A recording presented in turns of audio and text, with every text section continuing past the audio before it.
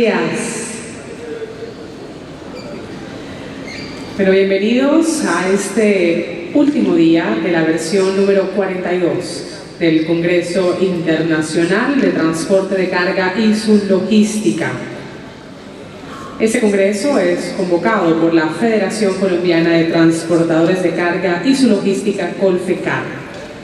La Junta Directiva y el presidente ejecutivo de Colfecar, el doctor Juan Carlos Rodríguez Muñoz, desean que estos 3 días, especialmente estos días de encuentro gremial, hayan permitido analizar los principales desafíos de la industria, buscando que todos nos enfoquemos hacia el mismo lado, para que la productividad se convierta en una verdadera oportunidad de fortalecimiento del sector. Y vamos a iniciar este tercer y último día de congreso con el panel denominado Productividad para la competitividad del país. Como ya los pueden observar, nos acompañan aquí en la plataforma el doctor Ricardo Ávila Pinto, director del diario Portafolio, doctor Sergio Clavijo Vergara, presidente del Centro de Estudios Económicos ANIF. También está con nosotros la doctora Rosemary Quintero Castro, presidenta ejecutiva de la Asociación Colombiana de Pequeños Industriales, ACOPI. También está el doctor Jorge Humberto Botero Angulo, quien es el presidente ejecutivo de la Federación de Aseguradores Colombianos, FASECOLDA. También nos acompaña el doctor Nicolás Eduardo Rodríguez, director de Inclusión Financiera y Medios de Pagos de la Asociación Bancaria y de Entidades Financieras, ASOBancaria. Por supuesto, también el doctor Juan Carlos Rodríguez Muñoz, presidente ejecutivo de Colfecar. Este panel será denominado, como les comentaba, ha sido denominado Productividad para la Competitividad del País y será moderado por el doctor Ricardo Ávila Pinto, director del diario Portafolio. Doctor Ricardo, bienvenido. Bienvenidos nuestros panelistas. Tiene la palabra.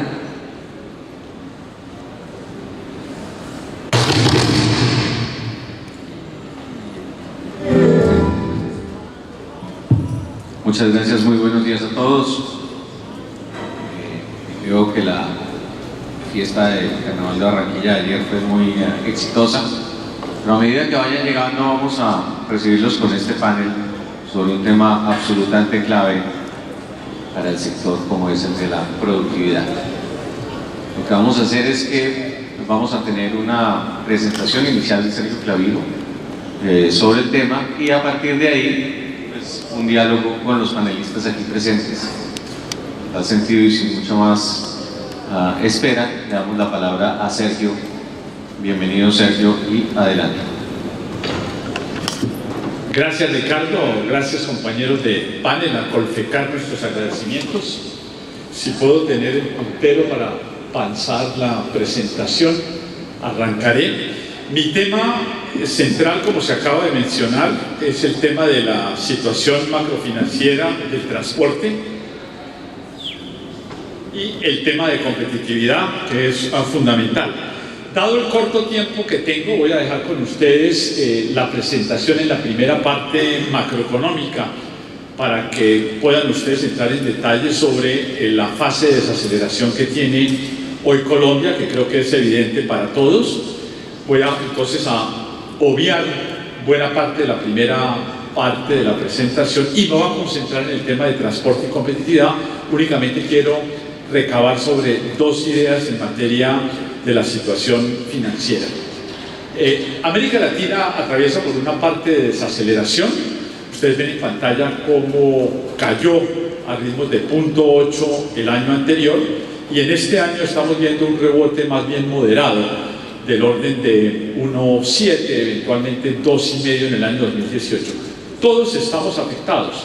Perú crecía al 3,9 el año anterior, este año 2,6, los problemas de Odebrecht y casualmente la paralización de buena parte de las obras de infraestructura están haciendo mella también en Perú.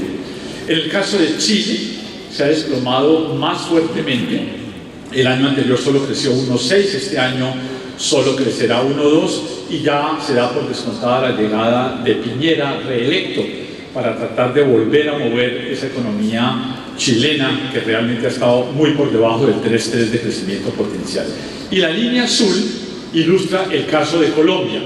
Un Colombia que se ha venido abajo, crecía a tasas cercanas al 5% en el pico del auge del superciclo de commodities 2013 y más recientemente, el año anterior, ya baja a crecimientos del 2%.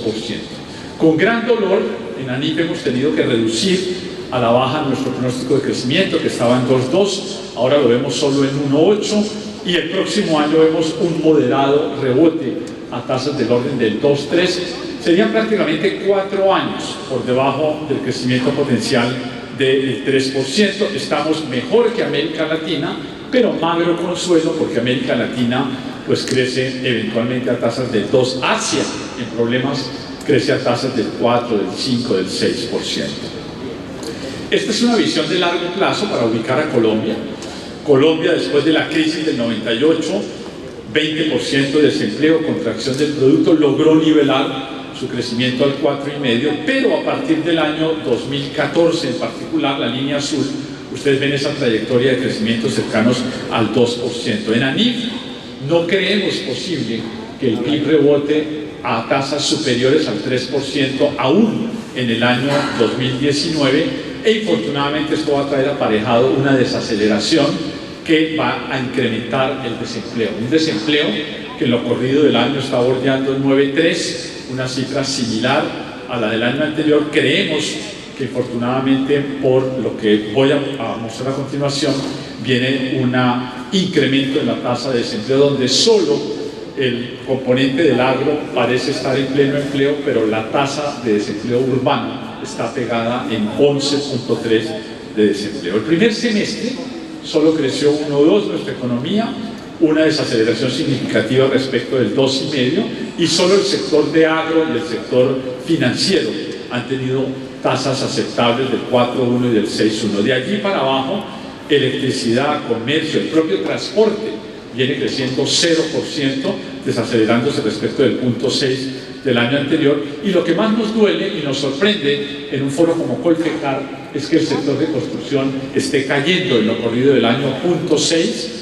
De hecho, obras civiles viene creciendo a tasas moderadas de solo el 2, el 4%, pero edificaciones se está contrayendo a tasas del orden del 5%. Industria viene cayendo a 1,5%, muy por debajo del 4,8% de hace un año, e infortunadamente el sector de minería ha continuado en caída libre a tasas del 7,7%.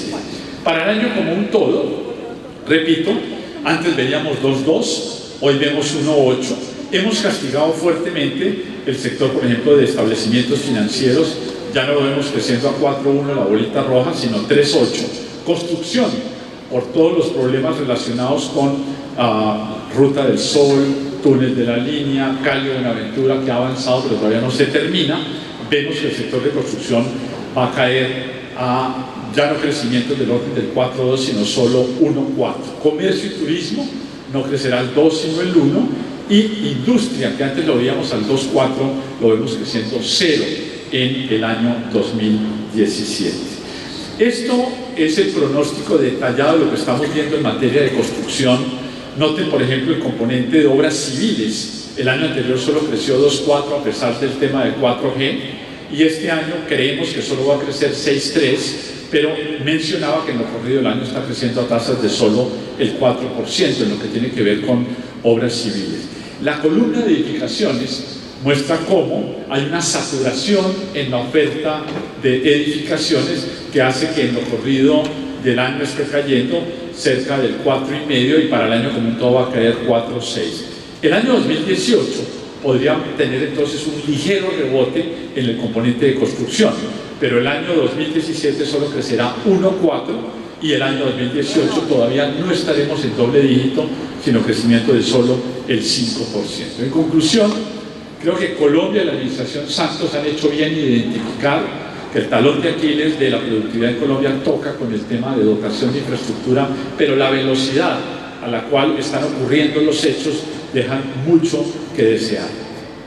Por el lado de la demanda, el gobierno ha logrado mantener una cierta agilidad presupuestal, anticipándose al tema de la ley que en noviembre, por cuestiones electorales, postergará las obras de inversión, y aún así creemos que el gobierno va a lograr acelerar el PIB cerca de 3% de su gasto operativo principalmente. Pero la formación bruta de capital, que creíamos iba a crecer 3,8, en realidad creemos que va a crecer solo 2,8, en buena medida por la crisis del sector de la construcción.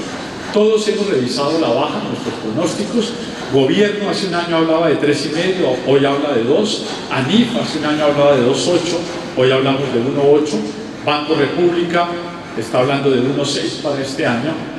Y en general, la cifra de consenso está por debajo del 2%. O sea que estaríamos completando tercer año consecutivo de desaceleración por debajo del 3%, y como lo mencioné, creemos que en el 2018 el rebote será positivo, pero moderado a tasas del 2,3%. En materia de exportaciones, hemos perdido cerca de unos 30.000 millones de dólares de exportación, bajando de 60.000 a 30.000 el año anterior. Creemos que va a haber un pequeño rebote este año para lograr subir de 30.000 a 36.000. Es un crecimiento del orden del 16%, fundamentalmente por el mejor precio del petróleo. Pero la cuenta externa va a seguir en negativo. Noten cómo la cuenta corriente estaría con unos faltantes de 9.000 millones de dólares, tanto este año 2017 como el año 2018, cifras del 3% de faltantes externos, y una cuenta comercial negativa en cerca del 2,7% para el próximo año.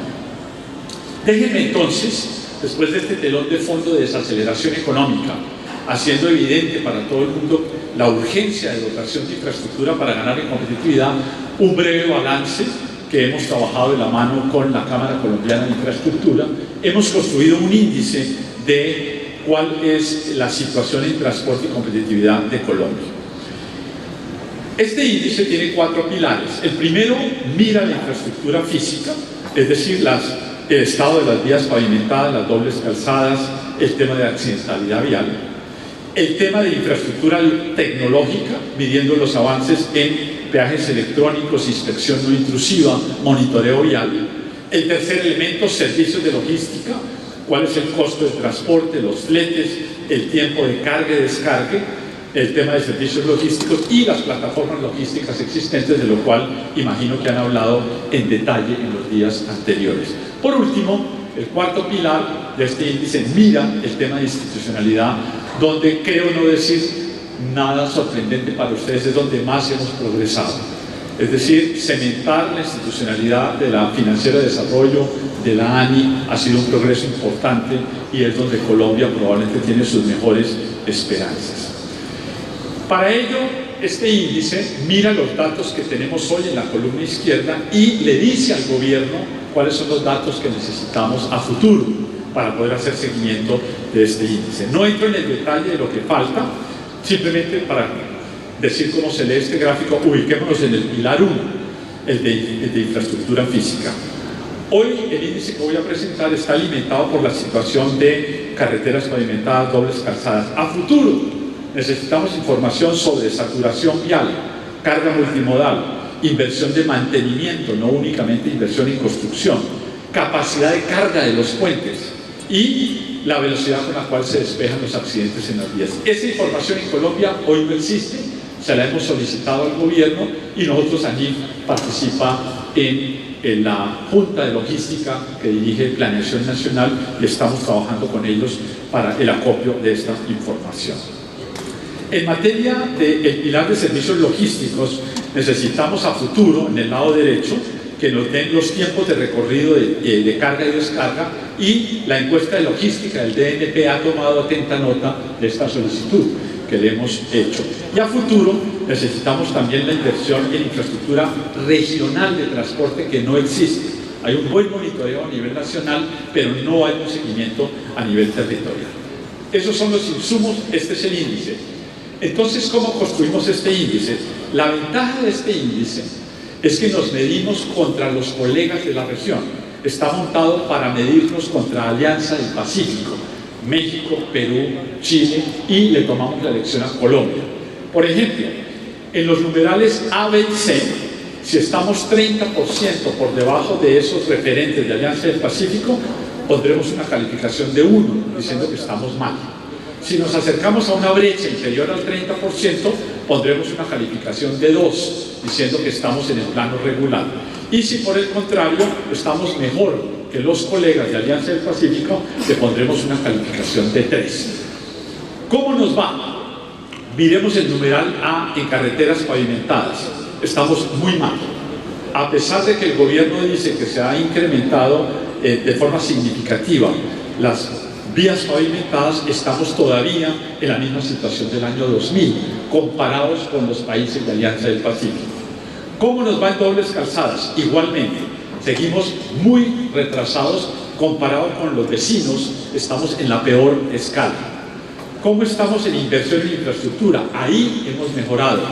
El hecho de que asignaciones presupuestales hayan pasado de 1,5 a 3 puntos del PIB se refleja en el índice. Hemos salido de una situación mala en el año 2000 a una situación regular en el año 2005, y la buena noticia es que desde el año 2010 en adelante Colombia es el país que dentro de Alianza del Pacífico está haciendo las mayores asignaciones presupuestales, tratando de hacer un poco el catching up, de ponernos al día con un rezago de 30, 40 años. Por último, en accidentalidad vial, estábamos mal en el año 2000, mejoramos significativamente ganándole a Chile durante los años 2005-2010, pero debido al fenómeno de las motocicletas y la alta accidentalidad de los últimos años, que el doctor Botero conoce muy bien y ha denunciado de primera mano, fuera de eso las corruptelas que están detrás del aprovechamiento del SOAT y en el caso de los accidentes de las motocicletas, eso se refleja en el índice con un deterioro que nos pasa de la escala alta de 3 a la escala de 2. En síntesis, el índice de infraestructura física nos dice que pasamos de una situación muy mala, escalando nuevamente ahora, pasamos de la calificación de 1 a 3 a la calificación de 1 a 5 en el total, sabiendo como en la universidad que uno se rajaba con 3, luego el índice tiene que pasar de 3 para que esté en un punto aceptable. Ese índice en el agregado daba 1,7 en el año 2000, pasó cerca del 3, 2,9 en el año 2005, y la buena noticia es que en el 2010 empezamos a pasar la materia. Recientemente, en la última lectura que hicimos del 2016, estamos perdiendo la materia fundamentalmente porque hemos caído y deteriorado en términos relativos el tema de accidentalidad vial. Los 5 o los 4 pilares que acabo de mencionar muestran en la última fila cómo nos va en el índice agregado para poder comparar el de infraestructura física con el total. Note que el de infraestructura total nos da 2,9, total nos da 2,8 y el de infraestructura física nos da 2,9. O sea que les estoy diciendo dos cosas. Hemos progresado en infraestructura física, pero nos estamos bajando en el año 2016. Y el índice total que voy a presentar ha mejorado sustantivamente de 1,7 en el año 2000 a 2,6 en el 2010, y estamos prontos a pasar la materia, llegando a 2,8 sobre un corte de 3%. Veamos entonces brevemente dónde están los otros progresos adicionales al de infraestructura física. Hablemos de infraestructura en tecnología. ¿Cómo estamos en peajes electrónicos? Hemos mejorado solo recientemente. Salimos de la peor calificación de 1 malo a una calificación de 2 regular en el año 2016. Sistemas de inspección no intrusiva también ha sido un fenómeno reciente del año 2016. Pasamos al plano regular, pero en sistemas de monitoreo de estado vial estamos muy mal y seguimos parqueados en la peor calificación. Así, el índice de infraestructura tecnológica, que estaba a 1,7 entre el año 2000 y el año 2010, ha mejorado de forma sustantiva a nivel de 2,8, pero todavía no estamos pasando la materia en materia de infraestructura tecnológica. En materia de servicios logísticos, estamos con otro tipo de nomenclatura que ya no mire solo Alianza del Pacífico, sino cómo va Colombia contra su historia reciente. Les dejo ahí la lectura de cómo se lee ese índice. En costos de transporte de carga medidos por el DANE, habíamos mejorado en el 2005, pero se deterioró en el 2010, y en el 2016 hemos vuelto a mejorar. Esto tiene que ver con el hecho de que, por ejemplo, hoy movilizar un contenedor Bogotá-Santa Marta o Bogotá-Buenaventura vale $1.400 con un referente en México que todavía es costoso de $1.200, y un referente mucho más competitivo en el caso de Perú y en el caso de Chile, cuyo contenedor vale entre 800 y 900 dólares. En temas de costos de fletes estamos muy mal comparado con el doing business. En el componente de tiempos de exportar e importar habíamos mejorado mucho en el 2010, pero en el 2016 caímos de bueno a malo, básicamente porque los colegas lo están haciendo mucho mejor que nosotros. Han reducido en términos de días y están haciendo la tarea mejor que nosotros. Y en plataformas logísticas estamos muy mal parqueados. Conclusión, ese índice que había mejorado de 1.7 a 2.7 en el año 2010 tiene un desplome en el año 2016, básicamente por el deterioro en los tiempos para exportar e importar. Por último, el cuarto pilar de este índice nos muestra la institucionalidad. Ahí hemos mejorado mucho en temas de asignación presupuestal desde el año 2005. Veníamos en el plano regular y la buena noticia es que en el 2016 ha habido una agilización en la asignación presupuestal que nos tiene en la escala alta. No hemos mejorado en materia de duplicidad de funciones, por lo menos el DNP ya identificó una matriz de mejora que voy a mencionar rápidamente, pero la tarea como tal todavía no se ha hecho y los avances normativos han sido aceptables, regulares, pero no exitosos. Conclusión, este es el único componente del índice que pasa la materia. Era 2.8 en el 2010 y está en 3.3. Este es el último slide que tengo y con esto termino. En conclusión, la historia de Colombia, medido con datos duros, los más objetivos posibles, y en esto la OECD ha hecho una magnífica tarea. Aprovecho para felicitar a Sebastián Nieto, que desde la OECD viene aupando a Colombia para que se mueva en esa dirección. Nos muestra una línea de institucionalidad verde que ha mejorado, lo cual suena con dolor de patria paradójico, para saber que hoy el doctor Andrade tiene que defenderse en los estados judiciales, después de haber sido él uno de los que más ayudó con Clemente del Valle en la FDN. Así que en institucionalidad vamos bien, todavía nos queda mucho trecho por recorrer para por lo menos estar en un rol de 4, estamos en 3.3. En infraestructura física, por las razones que ya expliqué, estábamos mejor en el 2010 que en el 2016, y en servicios logísticos hemos tenido un desplome fundamentalmente porque los colegas se han movido mucho más rápido. Así, el índice de competitividad vial comparado con los colegas nos tiene un ascenso significativo, progresivo, pasando de una situación precaria de 1.7 a 2.2 y en el año 2010 a 2.6. Ya estamos cerca del umbral de 3% y ojalá Colombia logre acelerar toda la institucionalidad y transversalidad que hay detrás del tema de competitividad vial, porque eso explica por qué infortunadamente hoy el 30% de nuestras exportaciones son únicamente agroindustria, el 70% siguen siendo commodities, básicamente porque tenemos el 50% de la producción localizada en el Valle de Aburrá y en Cundinamarca, 1000 kilómetros del puerto más cercano hacia el Atlántico como Barranquilla. Veo con muy buenos ojos el despliegue de esta infraestructura, lo que está haciendo Barranquilla en su modernización vial, pero mientras el grueso de la producción siga estando a 1000 kilómetros de Barranquilla, si no abaratamos los costos de forma significativa, Colombia va a continuar con un lastre de poca diversificación exportadora y un grave problema en la cuenta externa y en el frente fiscal. Gracias por su atención, muy amables.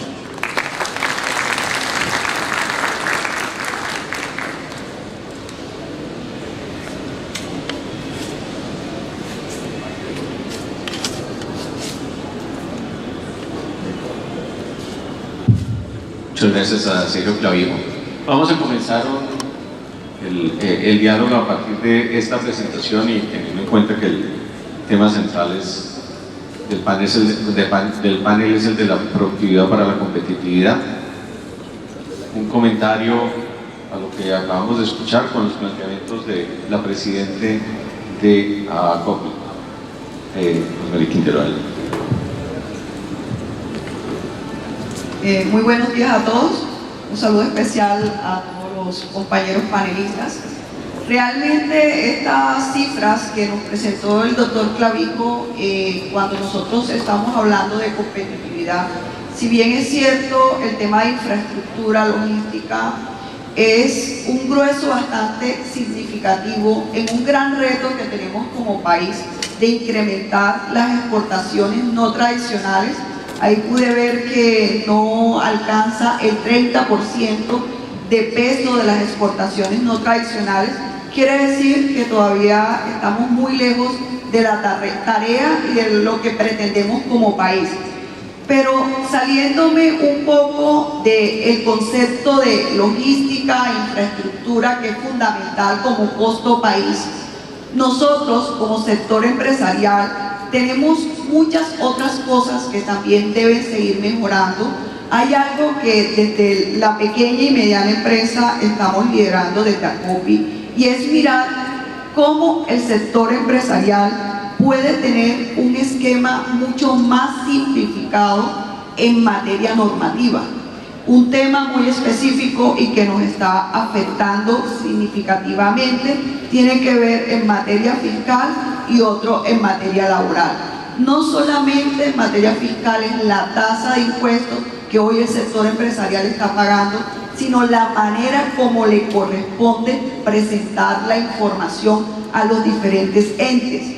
Y en materia laboral, nosotros sentimos que no estamos teniendo la estabilidad que amerita el sector empresarial. Y muy importante que los indicadores que nos presentó el doctor Clavijo nos están comparando con los países de Alianza del Pacífico, que son muy cercanos, y solamente si nosotros miramos, quizás pretendiendo igualdad de condiciones para competir como bloque, nosotros tenemos grandes desventajas. Un ejemplo muy específico, el pago de RTIVA. El pago de RTIVA para nosotros es muy oneroso en el relacionamiento de pyme con gran empresa. Hoy la pyme tiene que soportar el 85% de ese pago. Si nos vamos a Perú, en el pago del IVA del Perú, hoy contamos con una norma que tiene 3 meses de empresa para poder pagar su impuesto sin ningún recargo. Si vamos a compararnos con Chile, hay una ley que genera o incentiva el pronto pago. El pronto pago genera un mejor relacionamiento entre los diferentes tamaños de empresas de Colombia. Ojalá podamos tener ese modelo chileno aquí en Colombia y compararnos no solamente con este indicador que hoy que presentamos, sino también en el esquema legislativo, cómo estamos frente a los países de la Alianza del Pacífico. Muchas gracias. Escuchemos a Humberto Botero, presidente de Pacífico. Tengo dos comentarios que toman, por supuesto, apoyo en la magnífica presentación que ha hecho Sergio, pero que están por fuera estrictamente de esa presentación. Uno de carácter macroeconómico, que voy a hacer enseguida, y quizás Ricardo, si hay una segunda ronda, haré un comentario más de institucionalidad política. Cuando uno ve las cifras de crecimiento económico de Colombia en el periodo 2002-2015, encuentra una tasa de crecimiento del orden del 4,5%, con resultados sociales muy satisfactorios. Por primera vez logramos que la población en situación de pobreza sea un porcentaje menor de la población total que la población que ha salido de ella y que calificamos como clase media. Esos logros se debieron, no como solemos creerlo, a una magnífica política macroeconómica del gobierno nacional que fue buena, pero que en realidad estuvo impedida por los vientos de cola de una economía mundial en expansión.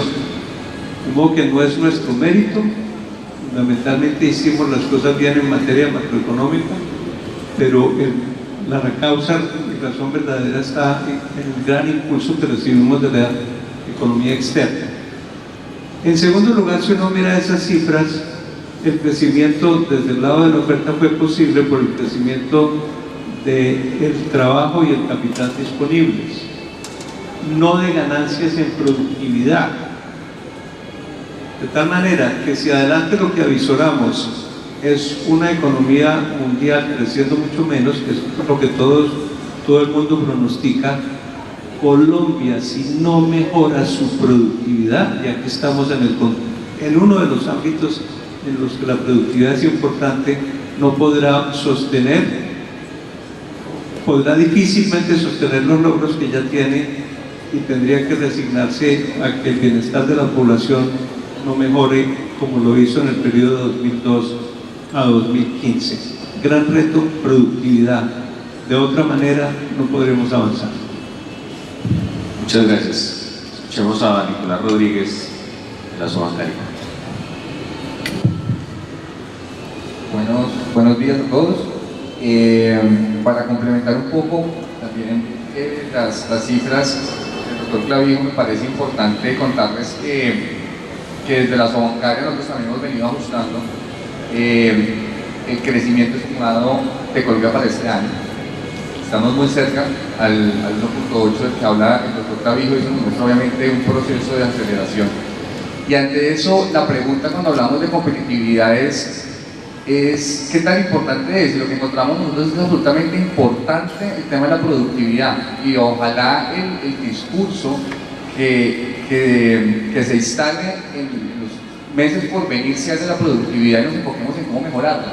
Para complementar un poco lo que decía el doctor Clavijo, nos pusimos a revisar el índice, el indicador de competitividad global, y allí encontramos conclusiones muy parecidas, sino que las mismas. Cuando vemos, por ejemplo, que en temas de infraestructura, cuando nos comparamos con los países de la Alianza del Pacífico, en calidad de vida somos el último. Cuando revisamos los temas de adopción tecnológica, estamos solo por encima de Perú. Cuando revisamos las capacidades de innovación de nuestra economía, estamos solamente otra vez por encima de Perú. Eso creo que nos marca a nosotros los grandes retos hacia los cuales debemos direccionarnos. Pero adicionalmente este mismo indicador nos dice cuáles son las barreras más grandes para la competitividad en Colombia. Y nos destaco tres fundamentalmente. La primera es las altas cargas impositivas que tenemos en la actualidad, así lo manifiesta ese índice global. La segunda es la corrupción, y la tercera es la infraestructura, que es algo de lo que estábamos hablando justamente en la presentación del doctor Clavijo. Entonces, enfocándonos en eso, y para traerles un mensaje desde el sector que represento, que es a los bancos, hay un punto particular que dentro de este contexto de infraestructura nosotros estamos trabajando y que le apostamos y creemos fundamentalmente, y que hace parte también del indicador que nos presentó el doctor Clavijo, y es esa parte de la adopción tecnológica en la infraestructura, en lo que concierne y tiene que ver específicamente con los peajes electrónicos. Allí creo que se ha hecho un avance importante, un avance como que lo hemos trabajado de manera conjunta también con el Gobierno Nacional, el Ministerio de Transporte, y sí consideramos, como lo mide el indicador del doctor Clavijo, que se han hecho avances importantes específicamente en el último año, y donde tenemos un anuncio importante por parte del ministro esta semana, donde para el próximo año tenemos claro que se podrá garantizar la interoperabilidad de los peajes a nivel nacional, entendiendo esto desde las concesiones, para que los transportadores puedan pasar por cualquier tipo de peaje y poder hacer el pago electrónico del mismo, y se pueda garantizar también la interoperabilidad del pago y de la compensación de información y tarifas. Bueno, muy bien, volveremos sobre ese tema porque yo creo que al auditorio le interesa mucho. Escuchemos a nuestro presidente.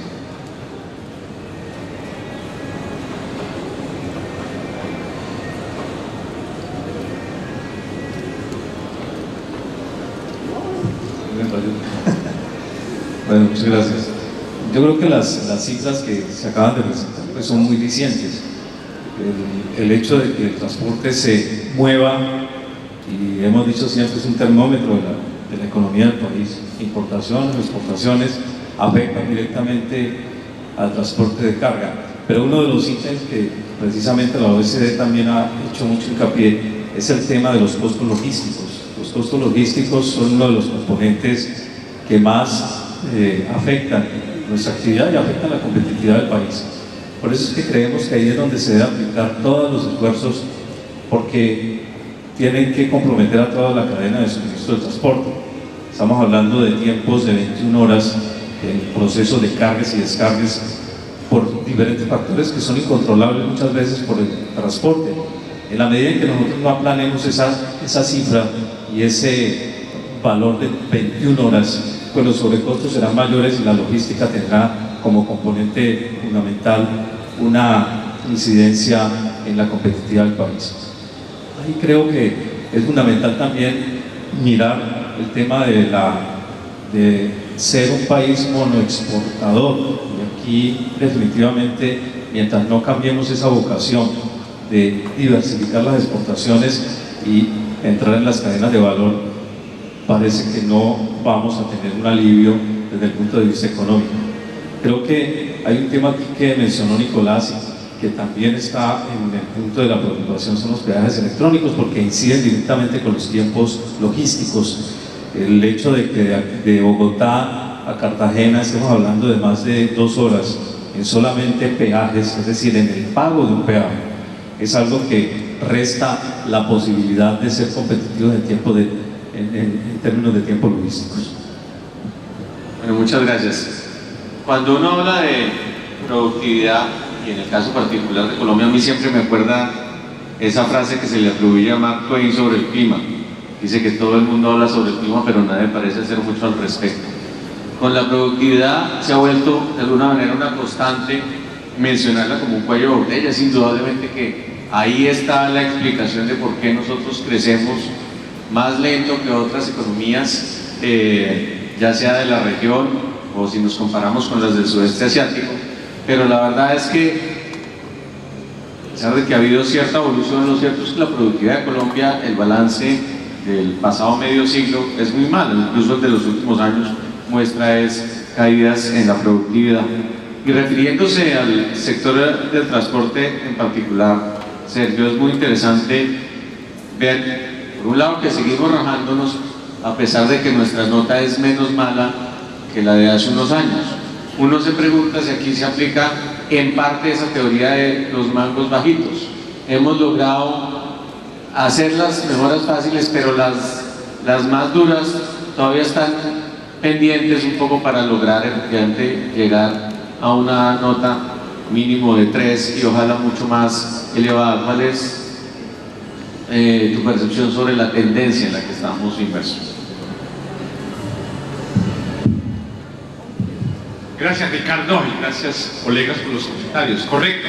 Esta teoría de los mangos bajitos, de hacer rápido lo fácil, evidentemente está detrás del índice en materia de que estaba tan mal la antigua INCO que borrón y cuenta nueva. Nos ha tomado 4 años, 2010, 2014, estructurarla, pero ya se ven los resultados y hay una ganancia importante. Los mangos más altos lucen realmente que solo se van a poder acceder con una escalera muy grande.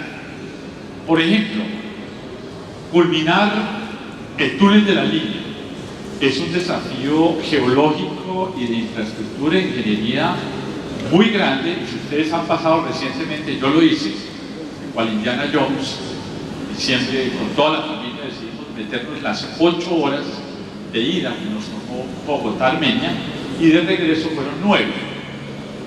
Ver realmente las tractomulas hoy escalando como escarabajos el túnel de la línea, única salida de acceso de Bogotá hacia el cruce de la cordillera, uno se pregunta ¿qué sigue? Porque es que la alternativa de realmente poner unas velocidades, unos accesos, aún cuando el nuevo contratista, el cuarto que podría quebrarse, tratando de terminar túneles de la línea, lo culmine, cuando uno echa la película para el futuro, los tiempos, y eso porque Ricardo debe tener muy documentado, de trayecto de las tractomulas va a ser muy lento. Entonces, yo soy relativamente optimista en que nos quedan unos mangos bajitos, la agilización de pagos por vía electrónica. Otro mango bajito puede ser el apoyo que la FDN pueda dar a la movilización, algo en el plano fluvial, pero hay, por ejemplo, un mango muy frondoso que veo muy difícil de alcanzar, el tema del multimodalismo en Colombia. Realmente que se vuelva a quebrar en esta ocasión, entiendo, un contratista de ingeniería de Gran Bretaña, que sabía de lo que estaba hablando, pero donde la institucionalidad de las vías y el despeje que las han invadido toca con el tema esencial de que el imperio de la ley en Colombia no funciona.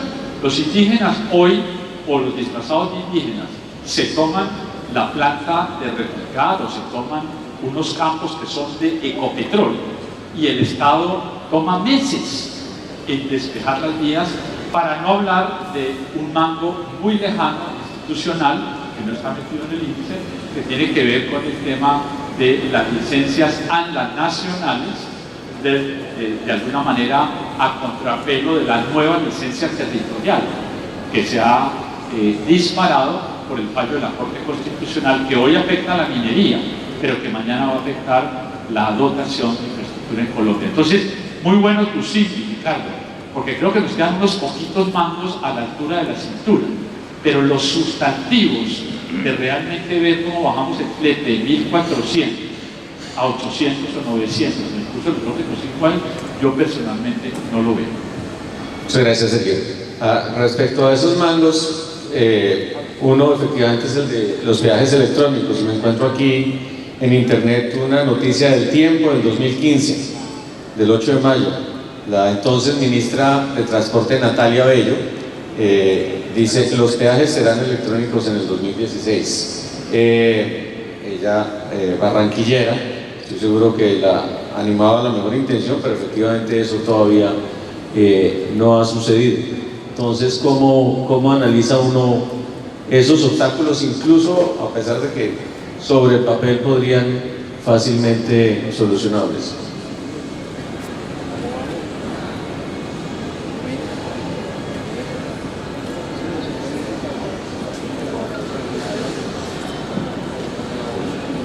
Bueno, Ricardo, ¿qué pasa con el tema de los peajes electrónicos? Y me gustaría ponerles un poco de contexto a todos. El proyecto de peajes electrónicos desde el sector bancario es parte de una de las iniciativas de un proyecto grande que nosotros denominamos Proyecto F, que es el proyecto de la industria para la reducción del uso del efectivo.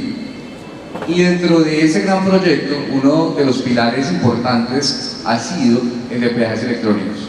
Como les dije en la primera intervención, es un proyecto que se ha venido trabajando ya por varios años, directamente con el gobierno nacional, y doctor Clavijo, de pronto pareciera un mango bajito, pero a veces es un mango grande, que a veces está lejano, por dos cosas fundamentales que les anticipé, y es cómo estamos en la innovación y cómo estamos en la adopción tecnológica. En el papel también, Ricardo, muchas veces hacer el dibujo es fácil, y a veces cuando uno tiene la oportunidad pronto de ir a otros países y empieza a viajar y se da cuenta que en Panamá hay peajes electrónicos, que en la Florida hay peajes electrónicos, y que en Chile hay peajes electrónicos, y uno dice, pero ¿por qué esto no se hace? Y no se hace fundamentalmente porque hay que poner a muchos actores de acuerdo para, sobre todo, y lo importante de los peajes electrónicos es garantizar la interoperabilidad, y ustedes lo saben mejor que cualquiera de nosotros, y es un recorrido de Buenaventura a Barranquilla, ¿por cuántas concesiones debería pasar el transportador? Entonces, lo importante de eso es que sin importar qué tramo esté cruzando, el sistema funcione exactamente igual a nivel nacional. Ese es el reto más grande. Esto implica poner de acuerdo a quienes hoy son los administradores de las concesiones. Esto implica desarrollar la tecnología adecuada para los tags, que son los dispositivos que se instalan en los vehículos, pero sobre todo también garantizar la tecnología de los estándares que permitan garantizar que las antenas hagan el trabajo adecuado en las cabinas de peaje, para evitar que se genere cobro manual. Y esto ha sido tal vez lo más difícil en el proceso de la elaboración de este proyecto, que sin duda ha tomado años. Desde la Asociación Bancaria nosotros siempre pensamos y soñamos un sistema que sobre todo garantizara la interoperabilidad basado en tecnología. Eso quiere decir que exista un agregador o un concentrador que sea el encargado de recibir la información de quienes pasan por los peajes, y que sea también el encargado de decir a los bancos el proceso de compensación directamente con el dueño de ese peaje. Eso ha sido lo más difícil, en eso estamos trabajando. El Ministerio ha tenido la mejor voluntad para sentar a todos los actores y hablar con todos, con sus distintos intereses dentro de este ejercicio, creemos que vamos por buen camino. Importante es que empiecen los procesos de las inscripciones de quienes hoy quieran ser los intermediarios que garanticen la interoperabilidad del proceso, que es, entiendo yo, el siguiente paso que va a hacer el Ministerio, y pues empezar a hacer los pilotos. Ahora, en Colombia técnicamente existe el modelo de viaje electrónico, el problema es que no tenemos la interoperabilidad. Entonces, Facilpass, por ejemplo, es un operador que presta el servicio de viaje electrónico, pero no tiene la capacidad de ofrecerlo interoperablemente en este momento. Muy bien, la presidenta de ANCOPI me había solicitado. Fue con Humberto. Voy a hablar de instituciones rápidamente, Ricardo. En una economía libre, liberal de mercado, los empresarios toman determinaciones libres dentro del marco constitucional y legal, asumen las consecuencias buenas y malas de sus decisiones, y eso es lo que está previsto en el tomo 1 de la Constitución, que es la Constitución del 91. El tomo 2 son los acuerdos de paz. En ese tomo 2 está previsto que los empresarios, de una manera mucho más intensa que hoy, tendrán que concertar con las comunidades, con los grupos marginales, con las etnias, con la comunidad rom. Apuesto a que muchos de ustedes no saben que la comunidad rom es la comunidad de los gitanos, que son interlocutores privilegiados para todos los procesos de desarrollo en el sector rural. Y apuesto a que ustedes no saben que la comunidad rom tiene 2.500 personas. Apuesto que ustedes no saben que los indígenas son apenas el 3.5% de la población en el último censo y que están cayendo.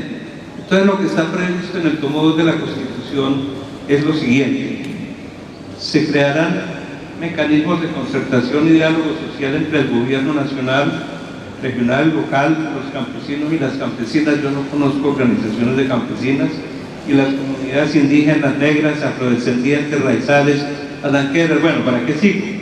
Y otras comunidades donde conviven diferentes etnias y culturas, y las empresas del sector privado que adelanten su actividad económica en los territorios rurales, o sea, ustedes, con el fin de generar espacios formales, Rosemary, de interlocución entre actores con diversos intereses que permitan impulsar una agenda de desarrollo común, o sea, concertada, orientada a la sostenibilidad ambiental, etcétera, etcétera, etcétera.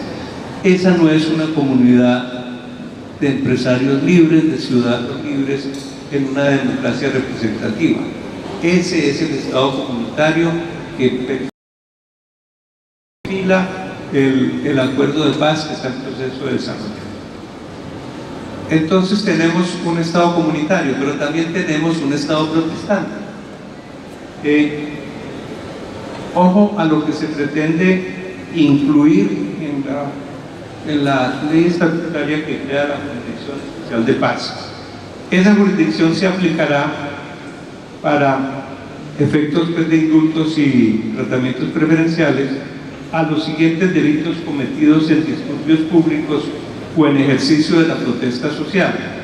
Escúchenme: empleo o lanzamiento de sustancias u objetos peligrosos, queda exonerado; perturbación de actos oficiales, vaya y venga; violación de los derechos de reunión y asociación, un tanto grave; violencia contra los servidores públicos, vamos a exonerar de responsabilidad, la violencia contra servidores públicos; la destrucción de vías que afecten el orden público; la perturbación en el servicio de transporte público, que es lo que ustedes hacen; la asonada; y las lesiones personales. Todos estos delitos en el contexto de la Jurisdicción de Paz van a ser materia de amnistía e indulto. Por supuesto, hagamos la precisión técnica, porque no la ignoro. Esto tiene que ver con los delitos propios del conflicto, no es la regulación prospectiva la que vendría a aplicarse hacia adelante, pero naturalmente desde la FARC y desde otros sectores de la izquierda radical, pues lo que se pretenderá es que esto pase a ser parte de la institucionalidad ordinaria. Pues claro, ustedes padecen con frecuencia el bloqueo de vías y se mueven en un contexto de bloqueos que perturba enormemente la actividad transportadora, pero sobre la base numérica de esas son actividades ilegales. Si las volvemos legales, pues podemos tener una magnífica infraestructura que no podemos utilizar. El tomo 2 de la Constitución Política, que viene del Acuerdo de Paz, debo decirlo, que tiene cosas muy positivas y bondadosas para el país, que no voy a explicar ahora, pues también nos genera unos riesgos y unas dificultades gigantescas. Como estamos en modo político, porque el país está en modo político, tengamos en cuenta estas observaciones. No, yo solo quisiera aclarar que el tema de las 4 comunidades con las cuales hay que hacer consultas viene de o sea, en el caso de la ROM, de los indígenas y de los afros, pues viene el primer tomo de la Constitución del 91. Aquí lo que se busca es ampliar, y me parece válido decir que esto no es un hecho cumplido. La cosa es que está en el proceso en los acuerdos de paz, pero los desarrollos legislativos no se han dado. Lo digo simplemente porque la semana pasada estuve reunido con el Consejo Privado de Competitividad a raíz del tema, se han expresado las cosas y me parece que es absolutamente válida la alerta, pero esto no es un hecho cumplido. Sí, no, depende. Recordemos que en el acto legislativo, que me tocas en unas temáticas que yo más o menos conozco, en el acto legislativo 1 del 16 se dispuso por el Congreso, reforma constitucional, que el acuerdo de paz es parte de la Constitución. La Corte Constitucional debe resolver si eso es posible o no, si podemos meter en bloque, como lo intentó el gobierno, que es lo que acordó con las FARC, el acuerdo de paz a la Constitución. Si eso no es así, pues por supuesto no es un hecho cumplido, pero si es así, nos viene una discusión enormemente compleja de que si eso es parte de la Constitución, entonces ¿para qué diablos funciona el proceso de implementación y la revisión constitucional posterior? Es una discusión complicadísima, pero tampoco es blanco y negro, Ricardo. No, lo que quiero decir es que me parece absolutamente válido lanzar las alertas. Lo digo porque estuvimos mirando los textos de los desarrollos legislativos específicos, en los cuales incluso parte del problema es que dentro del propio gobierno hay posiciones encontradas al respecto. Yo creo que esa es una invitación a los empresarios y particularmente los del transporte, en el sentido de que hay que mantener las antenas bien puestas sobre lo que puede suceder o no suceder en este tema. Y una última cosa, si me perdonas. Por supuesto, las consultas vienen del tomo 1 e incluso de compromisos asumidos en el seno de la Organización Internacional del Trabajo. Pero eso que son las consultas nos ha ido permitiendo, como bien lo sabemos, y ha terminado por ser un mecanismo de bloqueo o de cogobierno, que es lo que se pretende en el acuerdo de paz. Hay un tema que se mencionó aquí también que me parece muy importante y que lo mostró Sergio, es cómo nosotros nos hemos deteriorado en los temas de procesos, por ejemplo de nacionalización de mercancías, los tiempos en aduana, ya sea para importar o para exportar. Después de una mejora volvimos a tener un deterioro, y no sé si en el caso de ACOPI ustedes han examinado el tema, porque evidentemente esto afecta a la competitividad e incrementa los costos. La otra vez hablaba con un industrial que me decía que su fábrica, que forma parte de una organización multinacional, la de Colombia, es la más competitiva de ese grupo en el mundo hasta la puerta, ¿sí? De ahí adelante todas esas ganancias se van. Adelante. Sí. Realmente en esos trámites siguen jugando muchos factores. Llegar a aduanas es una tragedia, llegar a aduanas por la calidad de las vías, la misma inseguridad. Un plan que se ha difundido mucho, que 724, no está funcionando realmente en todo el país. Hay algunos departamentos donde sí está funcionando, otros no. Y ahí hay algo también que, a pesar que hemos evolucionado, porque el doctor Sergio lo mostró en la revisión no inclusiva de la mercancía, todavía hace falta mayor inversión, mayor número de escáneres, Y hay algo que, si estamos hablando de productividad, no lo hemos mencionado aún. Hemos hablado de vías, hemos hablado de tecnología, pero que se llama también el factor humano. Existe, si bien es cierto, hemos tenido mejoras en materia normativa, creo que hace falta también un cambio de chip del talento humano con el que nosotros estamos relacionándonos permanentemente. Y ahí juega un papel muy significativo los servidores públicos, que eso también es una mala concepción del servidor público, que prácticamente un empresario, el ciudadano, muchas veces tiene que arrodillarse frente a un servidor público, porque culturalmente nosotros como Colombia siempre estamos pensando en la mala fe, y yo reviso las cosas basadas en la mala fe, no lo contrario, la buena fe de cualquier ciudadano.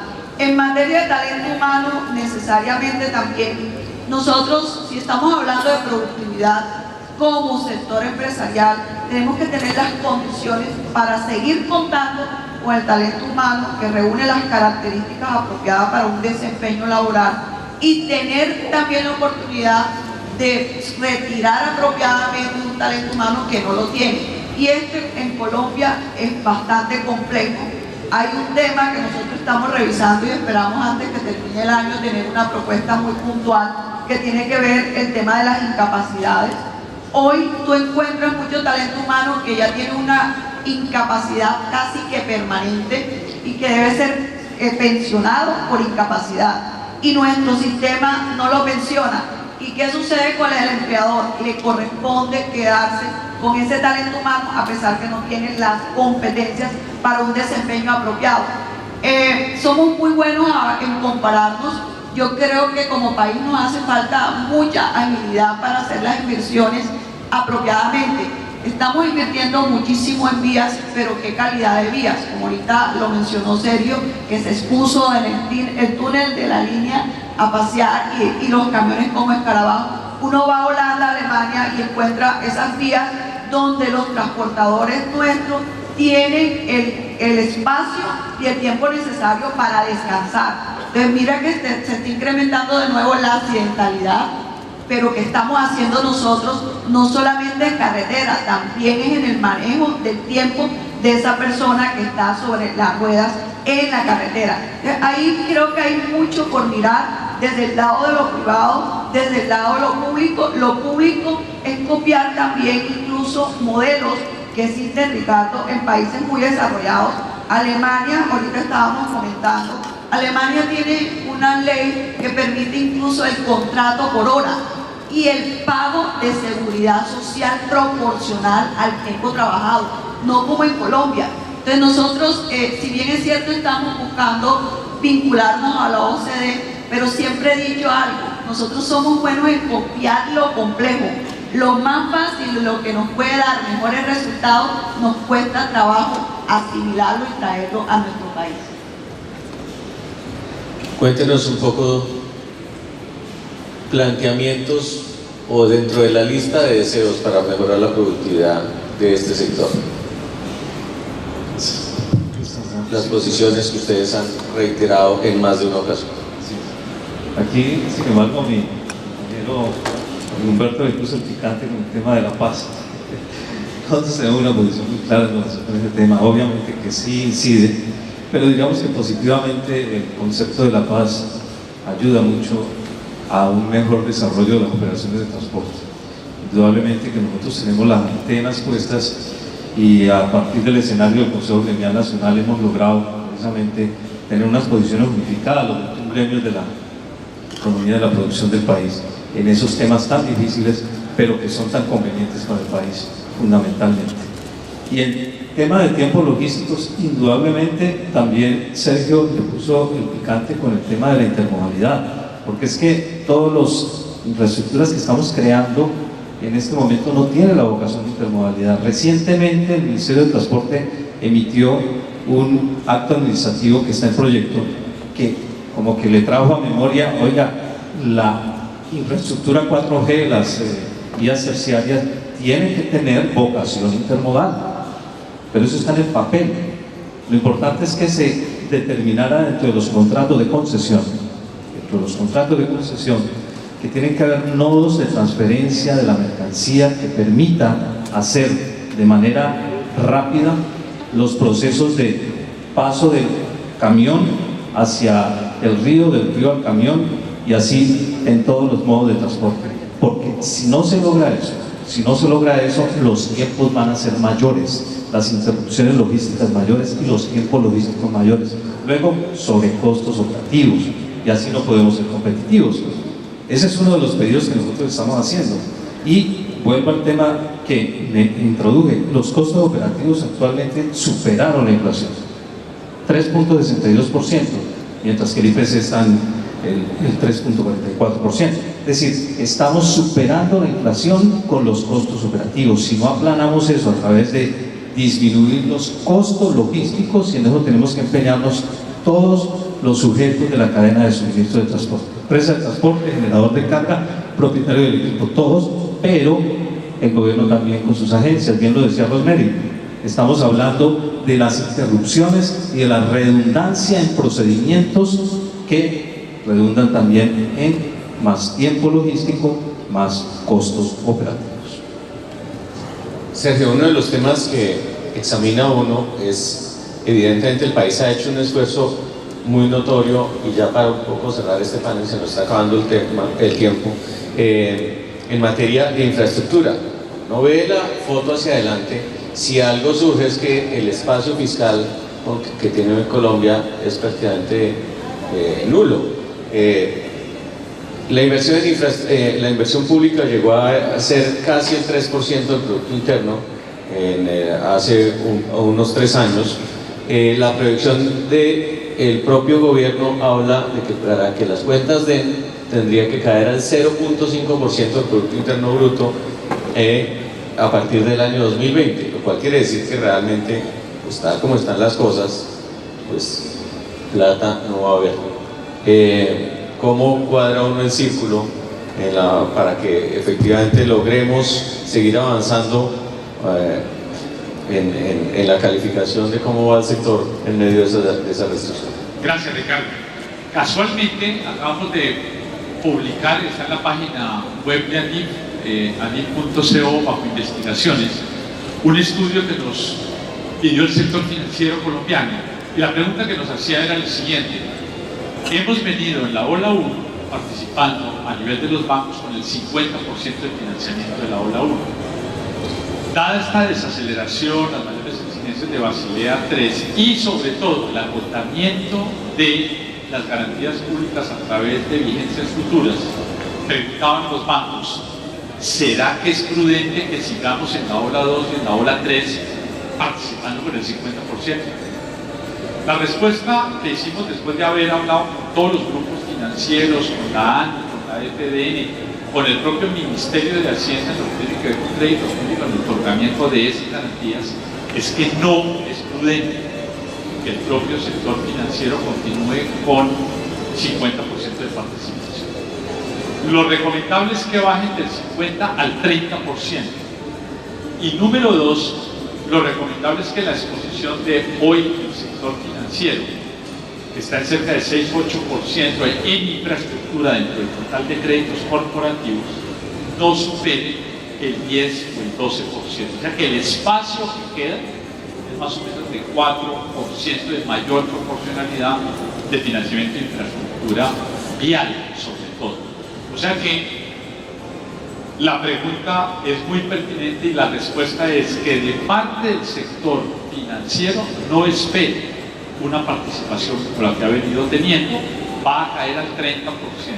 Y número 2, que por las afugias fiscales el gobierno está rastreado en materia de otorgamiento de vigencias futuras. La ley hoy le permite llegar a un tope de 11% en valor presente neto de vigencias futuras, de los cuales ha usado 9%. Queda un 1% que está prácticamente anotado para el metro de Bogotá.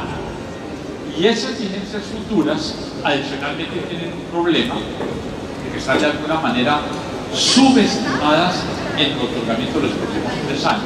Me explico. Por ejemplo, hay garantías cambiarias de crédito público con tasa de cambio de 1850.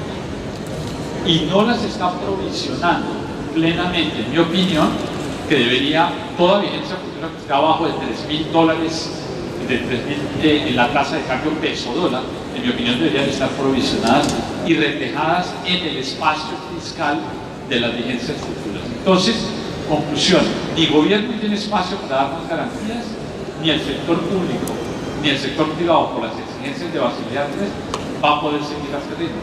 Conclusión, creo que lo que dice Ricardo es cierto. Se bajaron en el presupuesto del año 2018 de unas asignaciones históricas de 1.6 puntos del PIB en inversión, están bordeando 1. Y eso tiene que ver con la realidad de que dada la caída del recaudo y dado el estrés que se ha generado en la economía, pues lo primero que se ajusta a la baja es la inversión en infraestructura. Eso es una realidad monda y mironda, y tocará preguntarle al gobierno de agosto de 2018 cómo es que vamos a honrar la ola 2, la ola 3, cómo es que vamos a hacer la inversión fluvial en dragado de ríos y cómo es que eventualmente vamos a retomar la inversión en ferrovías, que hoy realmente el gobierno nos habla con foco del tema vial, que va relativamente bien en ola 1, pero realmente descuidando lo fluvial y lo ferroviario. Casi que de manera coloquial uno podría decir que esto es lo que hay y lo que va a haber, porque realmente no hay mucho más espacio en materia de infraestructura, lo cual quiere decir que las mejoras que vengan tienen que provenir de otros aspectos que influyen en la competitividad. Uno de ellos tiene que ver además con algo que se mencionó, lo cual también estamos mostrando signos de deterioro, que es el tema de accidentalidad. Roberto Otero. La accidentalidad vial está creciendo abrumadoramente y es mucho más alta que lo que muestran las cifras del gobierno, que están totalmente subestimadas por razones que no voy a contar ahora. Pero en la dinámica de la accidentalidad vial hay que empezar a hacer discriminaciones entre rural y urbano, entre motocicletas y vehículos de 4 o más ruedas, y entre transporte formal e informal.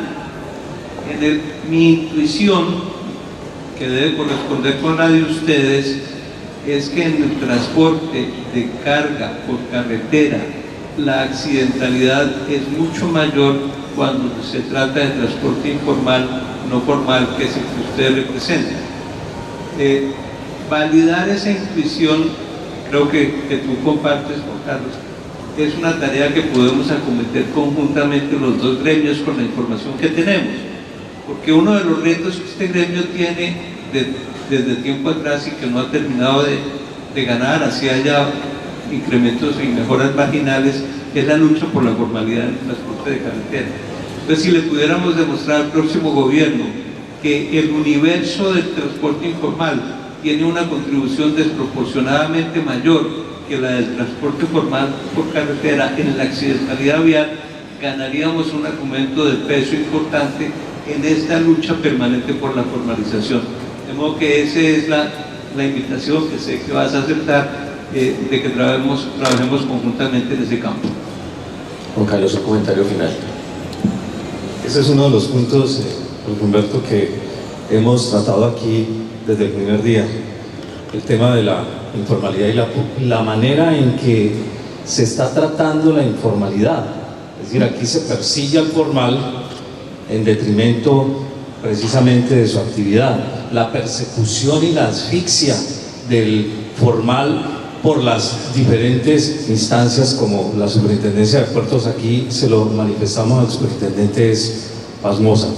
Mientras que no definamos también, y eso fue uno de los puntos que dentro del Consejo Gremial nosotros estamos depurando, es qué es formalidad versus qué es informalidad, porque hay vertientes, y tú lo sabes, Sergio, que existen esas vertientes de posiciones, afiliación o no afiliación a la Seguridad Social Integral, pero eso no es un concepto realmente claro, y muchos se prevalen de esa interpretación para determinar que son formales a pesar de que realizan actividades incluso ilegales.